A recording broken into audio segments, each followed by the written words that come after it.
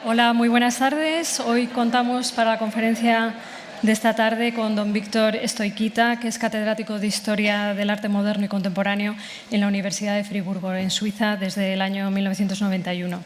Con anterioridad y durante su formación ha pasado por numerosos y prestigiosos centros, no solo como profesor en la Rudolf Whitcover del Instituto Max Planck de Roma, como visiting scholar en la Getty Research Institute de Los Ángeles o en el Instituto de Estudios Avanzados de Princeton, sino que además ha sido profesor visitante en numerosas universidades recientemente, como la Hebrea de Jerusalén, Harvard, Newcastle, la Escuela de Altos Estudios de Ciencias Sociales en París o el Collège de France, entre otros muchos. Es representante de una nueva manera de entender la historia del arte y ha investigado sobre estéticas comparadas, utilizando las contribuciones de la tradición filosófica y las de la semiótica. Sus estudios, sobre todo, se han centrado en la pintura española del Siglo de Oro, siendo en concreto especialista en artistas como el Greco, Velázquez o Zurbarán y en los problemas relativos a la pintura del siglo XVII. Ha participado con nosotros en numerosos cursos, de estos cursos anuales, desde el año 97, dedicados, por ejemplo, el que empezó, el primero en el que participó fue el de Fragmentos y Detalles, y ha mostrado su gran habilidad para construir historias teniendo en cuenta diversas manifestaciones artísticas, la pintura, la literatura, el cine, la fotografía o incluso el lenguaje publicitario, disciplinas que ha aunado con brillantez intelectual y con un gran rigor académico. Por eso queremos agradecerle de nuevo su presencia aquí hoy para impartir la conferencia, que bajo el título de Rostro formado y Rostro deformado impartirá también en castellano, con lo cual igualmente le agradecemos su esfuerzo. Muchas gracias.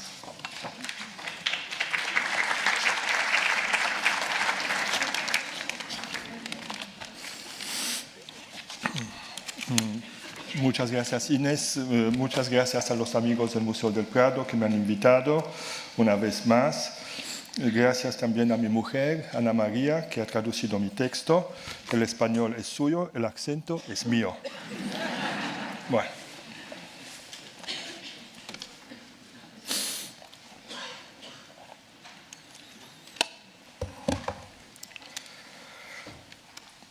La relación entre la cara y la persona es uno de los desafíos más arduos y fascinantes a los que debe responder cualquier reflexión sobre el ser humano. Todos nosotros tenemos una cara y esta cara se sitúa en permanente diálogo con nuestro nombre, nuestra persona, nuestra identidad, nuestra individualidad. Tensión o reto, el arte occidental ha respondido con la elaboración del género artístico del retrato. Si bien es cierto que el retrato no es la cara, o para ser más exactos, el retrato no es solo la cara. Así, en el célebre cuadro de Leonardo da Vinci, Mona Lisa, del Giocondo, se presenta, como veis, de medio cuerpo, es un retrato en busto, sobre un fondo de paisaje que se pierde en un lejano horizonte y que expone en primer plano las manos. La cara se desvela. El velo de Mona Lisa es un detalle que ha pasado casi desapercibido, pese a los muchos comentarios que esta obra mítica ha engendrado. Sin embargo, ese velo, contribuye de manera esencial a la instauración del rostro como centro de la representación. Este retrato, se construye en torno de un rostro y Giorgio Vasari, primer responsable de la creación de una leyenda que atraviesa la historia del arte occidental, lo había visto bien. Ante este rostro, dice Vasari en la vida de Leonardo da Vinci, ante este rostro, quien quisiera saber lo que puede el arte en su imitación de la naturaleza, lo aprenderá sin esfuerzo. Los menores detalles que la sutilidad de la pintura permite están aquí representados. Sus ojos límpidos tienen el esplendor de la vida, rodeados de matices rojizos y plúmbeos. Están bordeados de pestañas cuya realización supone la mayor delicadeza. Las cejas, con su colocación en ciertos lugares más espesas o más escasas, siguiendo la disposición de los poros, no pueden ser más reales. La nariz, con estupendas aletas rosas y delicadas, es la vida misma. El modelado de la boca, con el matizado paso del rojo de los labios al encarnado del rostro, no está hecho de color, sino de carne. En el surco del pecho, el espectador atento captará el batir de las venas. Se debe reconocer que la ejecución de este cuadro es digna de estremecer al más vigoroso de los artistas que existir pueda. Hasta aquí esta cita famosa de Vasari. Seguramente no les habrá escapado que la descripción hecha por el padre de la historia del arte repite la construcción de la imagen, los ojos límpidos, las cejas, la nariz, con estupendas aletas rosas y delicadas, la boca con sus labios rojos, la carnación del rostro, incluso los poros de la piel, todo está presente. Mona Lisa, nos dice un poco más tarde Vasari, era muy bella, bellísima, pero no era su belleza la causa del estremecimiento que suscitaba. Si la obra hacía temblar a los artistas, era por su realización pictórica que superaba lo normal. De manera paradójica, Mona Lisa marca el triunfo del canon del retrato occidental a la vez que su superación. Ya instaurado, superado, el canon es capaz de estremecernos. A fin de entender mejor el alcance del mito forjado por Vasari, me parece útil compararlo con otra obra igualmente legendaria del mismo Leonardo, precisamente la Santa Cena y en concreto su personaje central, Cristo. Doy otra vez una cita de Vasari. Leonardo, dice él, pintó en Milán para los dominicos de Santa María de las Gracias una cena de maravillosa belleza, cosa bellísima y maravillosa, dice él. Dio a los rostros de los apóstolos tanta belleza y majestad, tanta majestad y belleza, que tuvo que dejar inacabado el de Cristo, pues no pensaba poder conferirle el aspecto divino, celestial, que le convenía. La obra es bella, pues los rostros de los apóstoles son bellos, si habéis visto la repetición de Vasari, que es probablemente voluntaria, mientras que el rostro de Cristo transgrede cualquier criterio estético, coloca, o casi diría supercoloca, la manifestación de la divinidad en el orden de lo irrepresentable. Tan solo el non finito puede corresponder a la sacralidad del rostro de Dios. Se trata, lo habrán intuido ya, de un problema central de la teología de las imágenes, es decir, del icono, cuyos orígenes van muy lejos. En la época en la cual Leonardo pintaba este problema era vigente y los teólogos, como por ejemplo Nicolás de Cusa, reflexionaban así. Tu rostro, Señor, dice Nicolás de Cusa en un texto famoso, tu rostro, Señor, es anterior a toda cara susceptible de ser formada. Todas las caras tienen la belleza, pero no son la belleza en sí. En cambio, tu rostro, Señor, tiene la belleza y este tener es un ser. Oh rostro demasiado bello para admirar su belleza, todo cuanto él puede dar a ver no basta. No podemos contemplarlo sin velo, dice Nicolás de Cusa. En los años del Renacimiento, la antigua cuestión sobre la representabilidad o no de lo sacro se reformula. El estupor y el temblor ante el rostro divino es suplantado por el temblor ante la obra divina. La carnación de la cara, por un lado, en Mona Lisa, el eclipse del rostro del otro, el non finito de Cristo, en el infinito de la cena. Y hay dos modalidades para tematizar la ascensión y la caída, la gloria y la miseria, se puede decir, del canon occidental. No es pues una causalidad si siglos más tarde esta dialéctica surge de nuevo con fuerza en el contexto de las múltiples estrategias de deconstrucción que se activan en el arte moderno. Tratar de profundizar en este tema desbordaría los límites que me impone esta conferencia.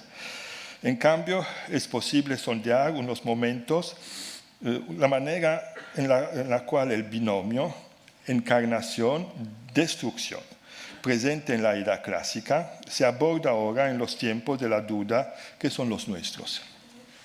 Lo haré mediante dos incursiones, separadas pero complementarias.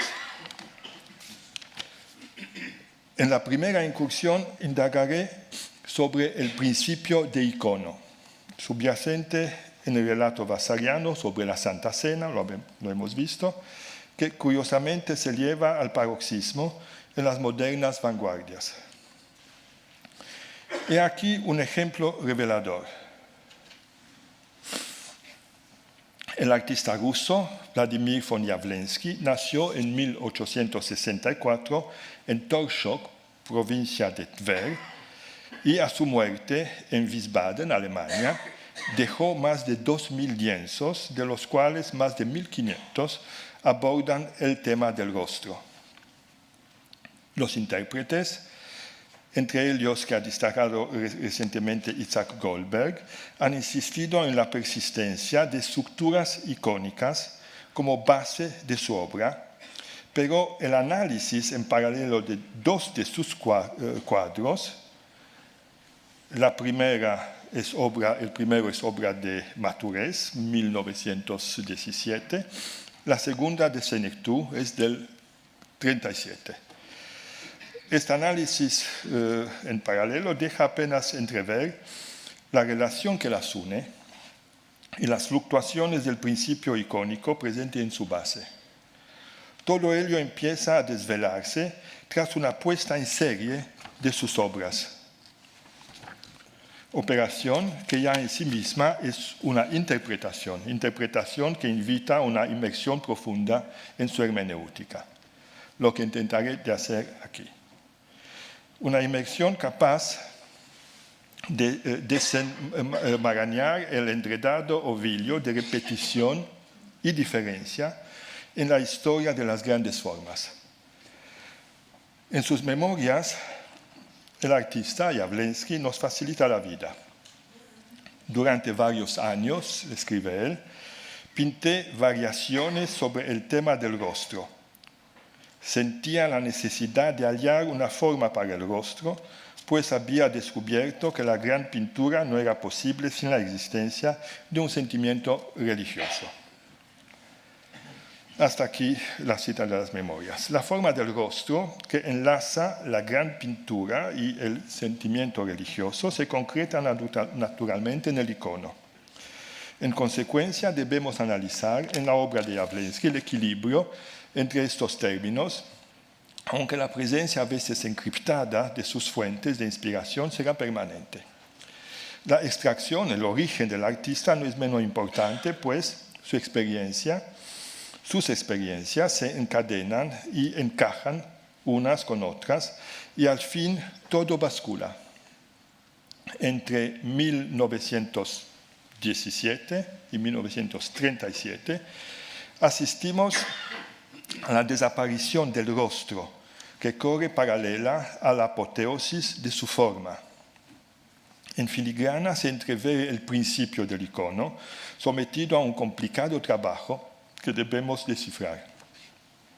La presentación en primer plano, la frontalidad, la axialidad y la abstracción icónica llegan a un paroxismo que engendra fórmulas extremas en las que la reducción deja al desnudo en su entramado los dos elementos de orden diferente.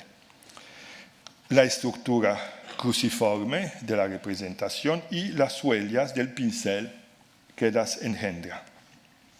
Quisiera profundizar en ambos aspectos. A partir de 1934, en los cuadros de Jawlensky, rostro y superficie de representación se confunden. Los detalles fisionómicos, como ojos o nariz, boca, se reducen a trazos de pincel que se unen en cruz sobre una trama constituida por toques alargados y paralelos. En su obra, el rostro tiende a desvanecerse para emerger la cruz. Jawlensky inquiere en las profundidades mismas de la forma y el medium del icono tradicional ruso. El mandillón de Novgorod, citado con frecuencia en los estudios sobre la vanguardia rusa, adquiere en él, a mi entender, un valor de obra fetiche. Hay aquí una de las caras de este famoso icono y una meditación, título del cuadro de Jawlensky. Creo que las fórmulas finales de los rostros pintados por Jawlensky son el resultado de un cambio radical en la relación figura-fondo.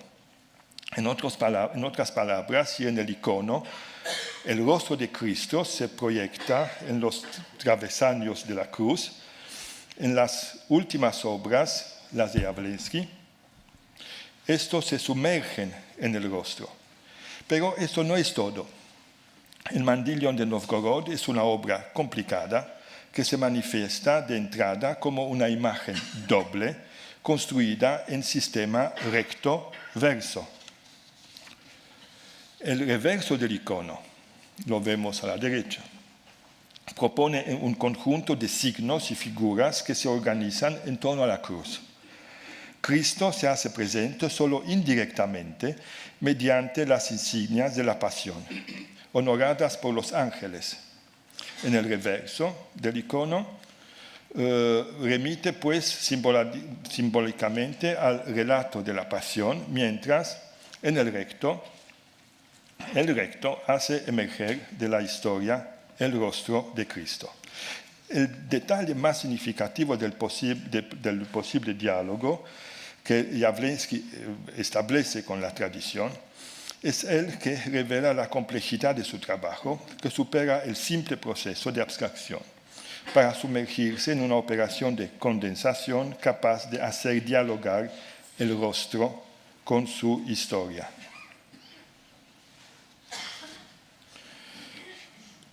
Resumen en una sola y única representación, en Jawlensky, verso y recto, icono y pasión, rostro e historia.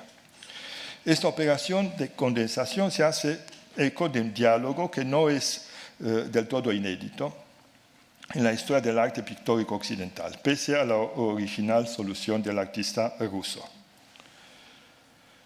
A partir del siglo XV surge la variante occidental del mandillón, el velo de Verónica. Este asunto fue objeto de innumerables representaciones narrativas y que, según la leyenda, la milagrosa huella se produjo como un subepisodio de la pasión. Por esta razón, la Verónica suele presentarse como una imagen icono, puesta en escena en una imagen historia. Las maneras de abordar esta relación son muchas y suelen requerir del espectador un trabajo de percepción activo e íntimo. Así, Juan de Flandes, lo vemos en la parte de arriba, representa a la Santa Mujer Verónica en el extremo derecho, en el ángulo derecho de su Cristo con la cruz a cuestas, en actitud de espera, con el velo todavía vacío, pese a estar provisto de un borde dorado. Es al espectador a quien compite encuadrar por prolepsis, es decir, proyectando el rostro llagado de Cristo sobre el piadoso velo. Otro ejemplo, el maestro westfaliano de Colonia, lo tenemos aquí, opta por otra solución. Destaca la silueta de Verónica, del gentío asistente a la crucifixión, y ofrece al espectador la posibilidad de comparar el velo, portador de la milagrosa huella, desplegado en el primer plano del cuadro. Hay aquí un detalle que lo enseña un poco mejor. Primer plano del cuadro con el Cristo en la cruz verdadero eje en torno al cual se organiza la escena del Calvario. De este modo, efigie e historia se exaltan recíprocamente.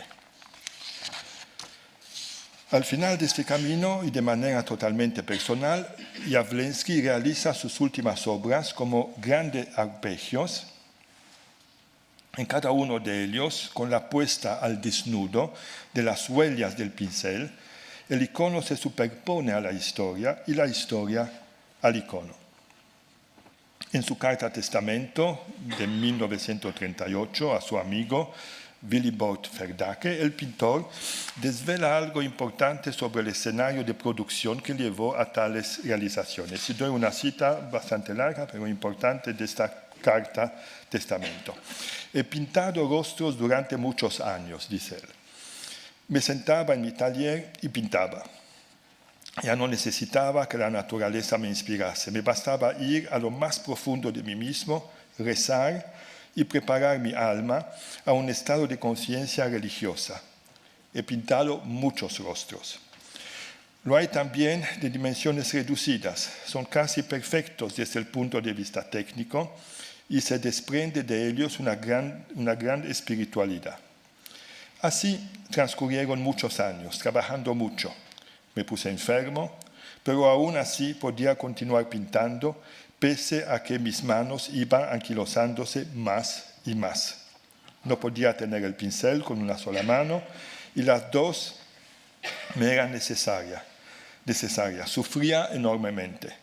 Las dimensiones se hicieron siempre más pequeñas y me vi obligado a adoptar una técnica nueva. Durante 3 años he pintado estas pequeñas cabezas abstractas como poseído. Sentí entonces que pronto debería parar completamente de trabajar. Es lo que ocurrió. El suyo, hemos visto, es un escenario de producción fuertemente personalizado y, diría yo, altamente mitificado. El acto de creación que se desprende de esta carta une sufrimiento y rezo. En su horizonte, como en un ejercicio de mística apofántica, la nada. La dicotomía en la obra no puede ser más grande.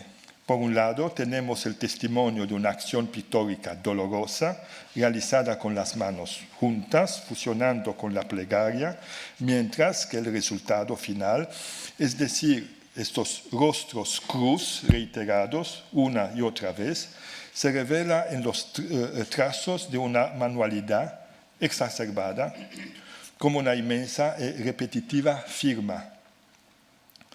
La paradoja es evidente y perturba una vez más la tradición de la imagen aqueropoética, o sea, no hecha por las manos de hombre. La conmoción inscribe el punto final a una larga historia en la que se inscriben otras experiencias de asimilación auctorial relegadas en su mayoría a un nivel marginal. Doy 1 o 2 ejemplos. En el arte antiguo, la firma, como en este cuadro de Van Eyck, perturba a veces de manera demostrativa el inanimado de la aqueropoiesis, aún se relegaba a un lugar apartado, separado de la imagen santa, por ejemplo, sobre el marco. O bien, otro ejemplo famoso, sobre un cartelino en trompe-l'œil, en trampatojo, como en esta Verónica de Zurbarán. En cambio, en Jawlensky, la firma falta, mientras que su huella de autor se amplifica al máximo hasta confundirse con la imagen misma.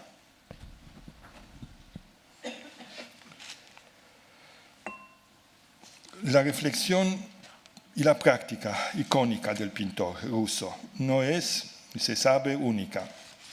En el contexto de las vanguardias del siglo XX, su camino corre en paralelo al de otros artistas rusos, de entre los cuales quizás el más significativo es Kazimir Malevich.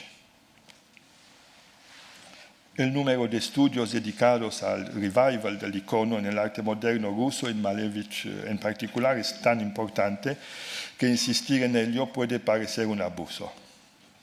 De aquí que no me demoraré sobre el conjunto de la deuda de Malevich con su tradición, pero quisiera profundizar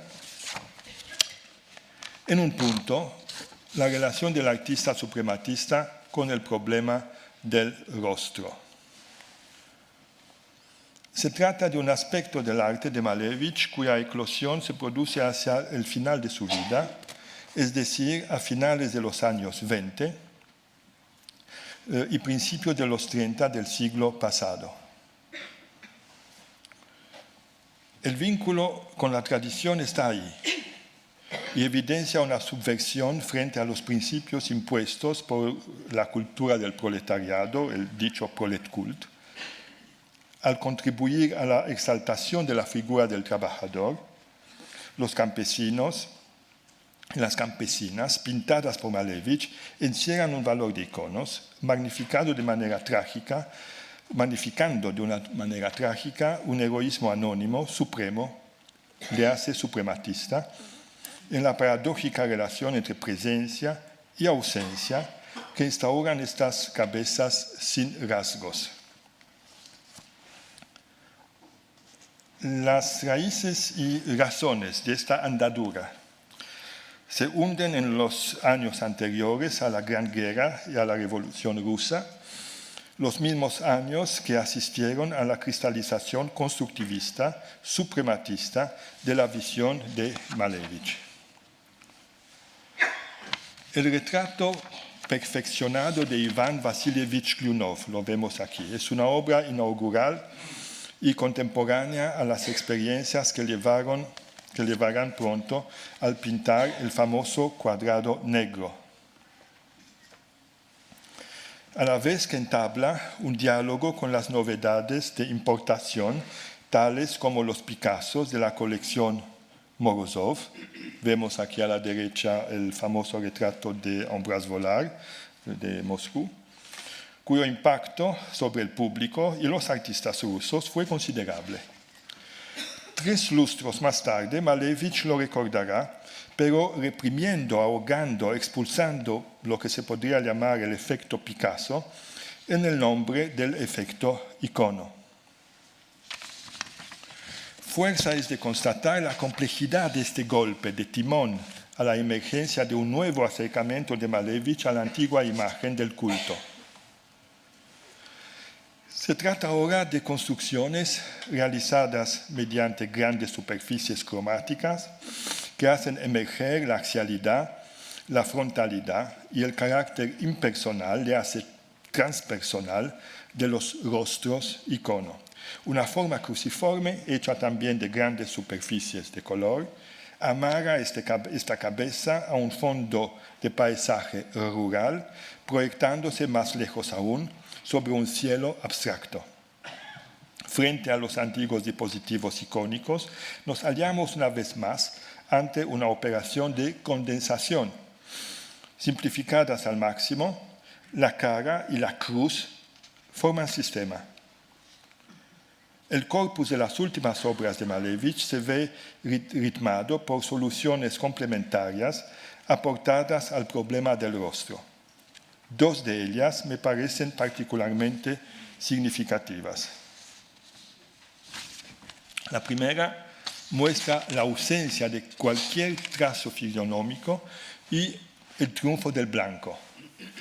La segunda, documentada por varios dibujos, no resulta menos pertinente.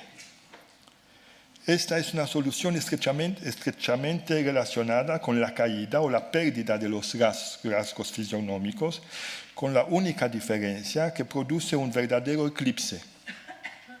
Este se manifiesta de modo brutal como consecuencia de una operación de cancelación cuya dinámica resulta perceptible en los violentos trazos de lápiz.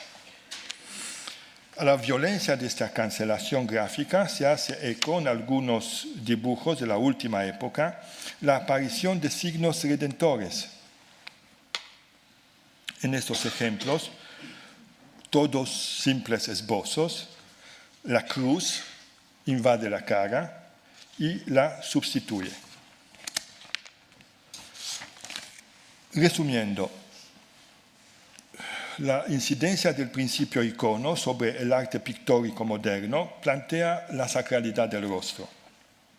Este se ve sometido Atenciones extremas que oscilan entre la pérdida y la glorificación, la pasión y lo sagrado del artista, tal como lo concibe Jawlensky, o bien la pasión y lo sagrado del trabajador de la tierra, tal como propone Malevich, no son sino dos glosas en torno a un tema de alcance muy superior.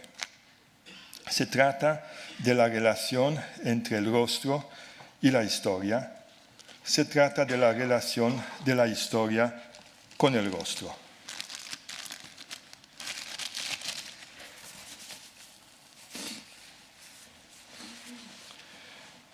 Voy ahora a seguir con mi segunda incursión en la historia de la relación entre forma y antiforma en la representación de la cara. Una vez más, las vanguardias del siglo XX nos ofrecen el punto de partida más significativo. Los bigotes que Marcel Duchamp dibujó en 1919 sobre una reproducción de Mona Lisa tienen el valor de un emblema, y los comentarios figurativos o textuales, ven aquí uno, el de Dalí, que han engendrado son innumerables.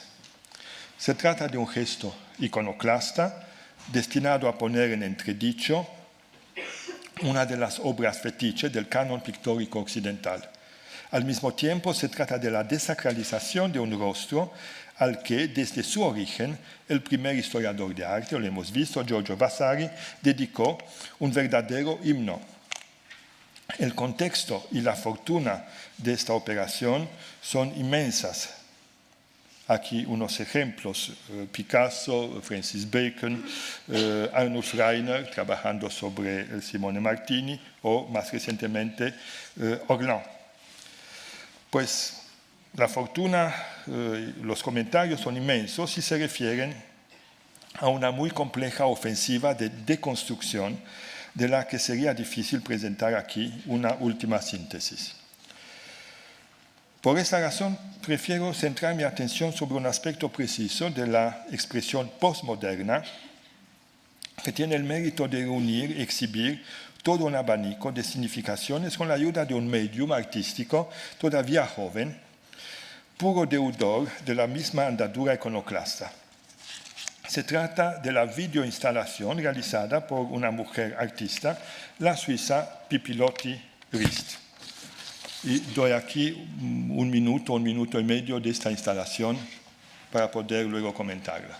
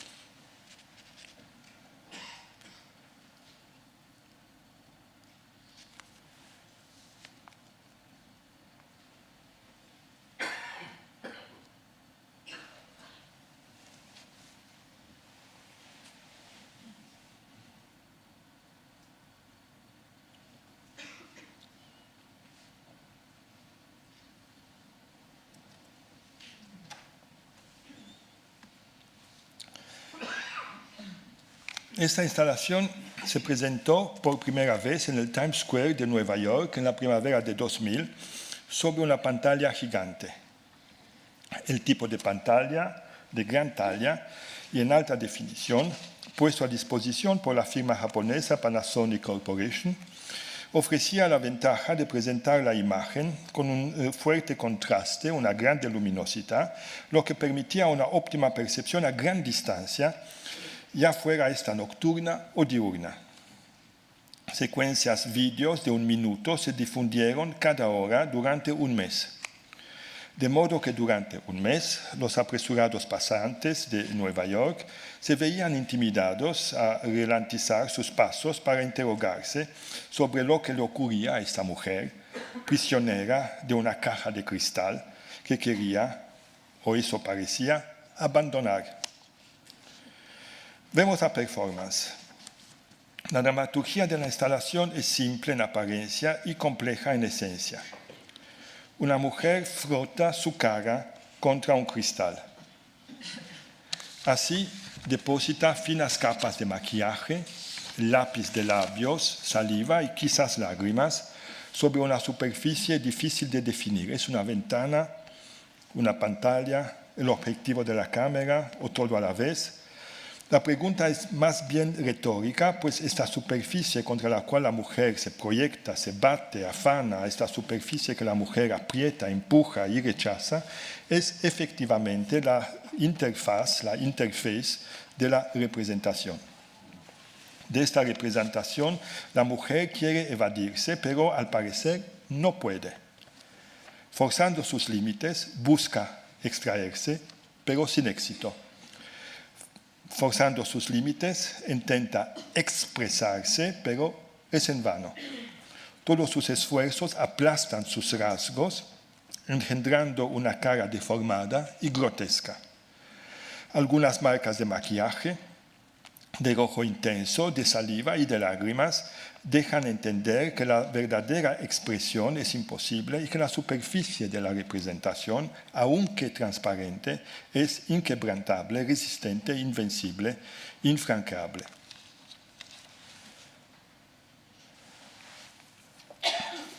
Llegados a este punto, me parece que debo confesarles que no he olvidado que mi intervención tiene lugar en el Museo del Prado, en un ciclo de conferencias que se propone tratar de la historia de la belleza.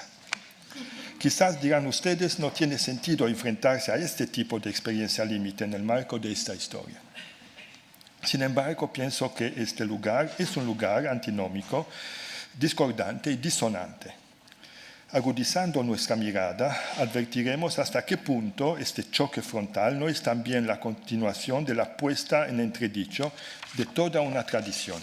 Y intentaré ahora esta incursión en la tradición de dicha experiencia.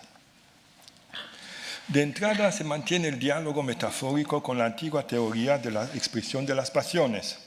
Esta teoría se basaba en la relación pronto convertida en un tópico entre interior, el alma, y el exterior, el rostro.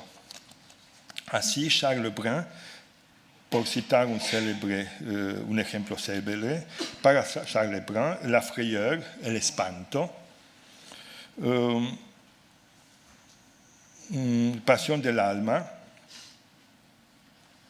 y en consecuencia movimiento interior, se traducía, se exteriorizaba como sigue. Y doy una cita del comentario de Charles Lebrun mismo a este dibujo.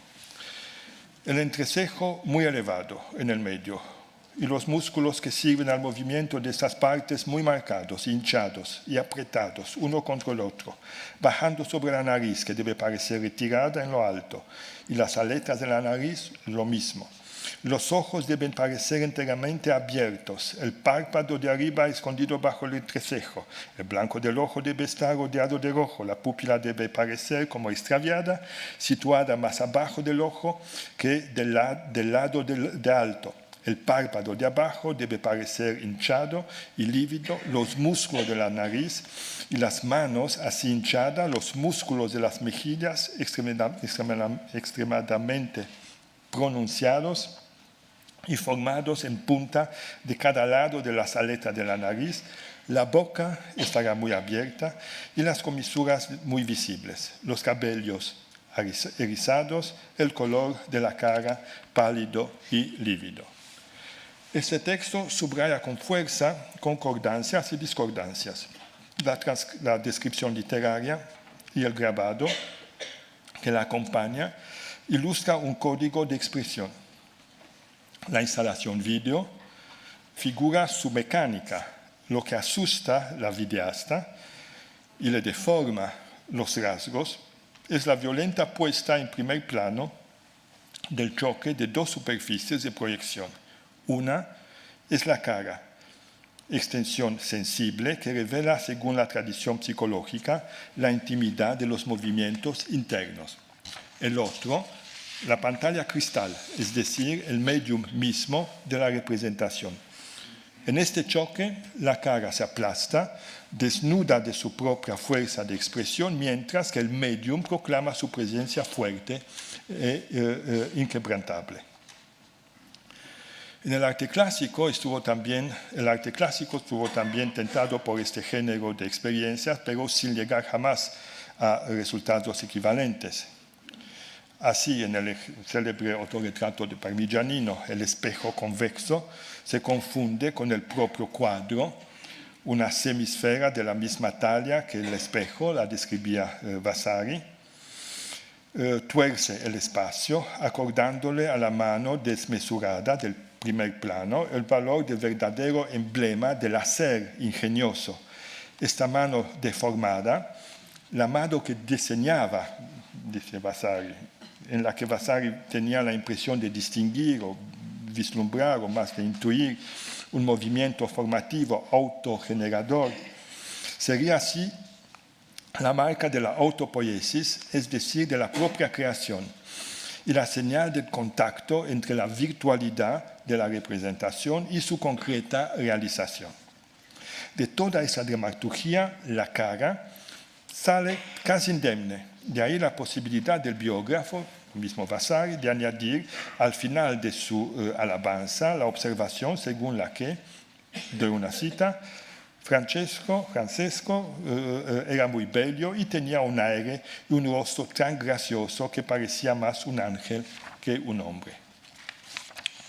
Otro ejemplo, la Medusa de Caravaggio, que desafía a su vez la relación de la representación a su propio soporte. No ya por una extrema aproximación, sino por la distanciación y superación. Aquí nos hallamos ante una exageración del proceso de expresión. La boca abierta, emite como en una pesadilla un grito sordo, los ojos desorbitados fulminan, la sangre salpica y fluye. Más aún, esta cabeza cortada, pero todavía viva, se destaca de su soporte para flotar en un espacio emergente, pero incierto. El efecto Medusa tiene una larga tradición y la representación postmoderna guarda sus huellas. El efecto oscila en función del soporte de la representación que pone a dura prueba. En Pipilotti y Rist se traduce en una verdadera agresión contra la superficie pantalla, pero otros artistas, trabajando en antiguos soportes como el cuadro y sus variantes, lo afrontaron, sometiendo la representación a una intensa torsión interna. Francis Bacon, que vemos en la parte de abajo, es probablemente el pintor que ha llevado este proceso a su más alto grado. Sus experiencias son significativas en la medida en que sus figuraciones son en su mayoría fruto de una inversión programada entre interior y exterior. Es como si sus figuras se volcaran sobre sí misma, al modo en que se da la vuelta a un guante, o bien, para retomar la expresión fuerte pero muy significativa de Gilles Deleuze, es como si, cito Deleuze, como si la humanidad entera se revolcase y se vomitase ella misma en el espacio ambiguo de sus lienzos. En Rist, la puesta en cuestión de la relación dentro-fuera es constante, pero su alcance varía según la confrontación con el soporte de la representación. Yo distinguiría tres manifestaciones importantes. El primer envite, lo llamaría ventana-pantalla. Open My Glade, que es el título de la instalación de Rist, aborda uno de los más antiguos temas de la representación pictórica, precisamente el de la mujer a la ventana. Muchos artistas glosaron este tema atraído por el envite ilusionista. Rembrandt habló así uno de sus biógrafos, probablemente refiriéndose al cuadro que vemos a la izquierda. Rembrandt pues se divirtió un día en hacer el retrato de su sirvienta para exponerlo en una ventana y engañar a los transeúntes. Los consiguió, pues durante varios días no se advirtió la superchería. Rembrandt mismo trabajó sobre el mismo tema, como en el retrato de su mujer, Saskia, y otros pintores, como el español Murillo, expresó su propia variante en un cuadro muy divertido, pero también muy complejo, las gallegas. En la videoinstalación de Times Square, la de Pipilotti-Rist, el engaño funciona magnificado, desplazando su acento en la transparencia y la resistencia del medium. Una demarcación entre el cristal y la pantalla se subraya a veces unos pocos instantes y engendra el segundo envite: abrir la ventana, atravesar el espejo. Podríamos diseñar ese movimiento con el nombre del efecto Alicia, en honor a la célebre heroína de Lewis Carroll, a la vez que nos preguntamos si el cotidiano hormigueo de Times Square de Nueva York, que Pipilotti-Rist parece ansiar, era el verdadero país de las maravillas, o bien únicamente su doble ficticio. Una vez descubierta como imposible la travesía, surge otro movimiento, es el tercer invite, la confrontación con el espejo. El retrato de Madame de Pompadour, de François Boucher, y un muy conocido grabado de Goya, que alberga este mismo museo, ilustran los extremos. El retrato de Boucher se basa en una hábil manipulación del espectador. Se le hace creer que la entonces amante de Luis XV está representada en trance de efectuar su toilette. Falsa impresión, pues está claro que la marquesa, que entonces tenía 37 años, no se habría dejado retratar jamás, sin que su rostro hubiera sido perfectamente modelado por el maquillaje y que su tono rosado fuese perfectamente acabado. La borlita en suspensión es más que una señal de la operación en curso, es el emblema del trabajo acabado. Se ha dado el último toque, la cara ha recibido su forma perfecta, la exhibición pública puede empezar.